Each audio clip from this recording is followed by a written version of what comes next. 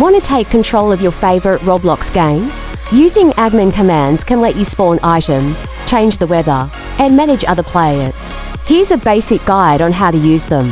First, it's important to know that there is no single set of admin commands for all of Roblox.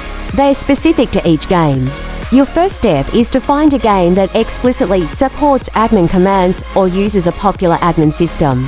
Once you're in a supporting game, you typically need to open the chat window by pressing the / key on your keyboard. To use a command, you type a specific prefix, like a colon or an exclamation mark, followed by the command itself. For example, you might type fly me to enable flying, or kick username to remove a player. The exact commands are different for every game, so you must look up the specific command list for the game you are playing. A disclaimer: true admin commands are usually only available to the game's developers or players they grant permissions to.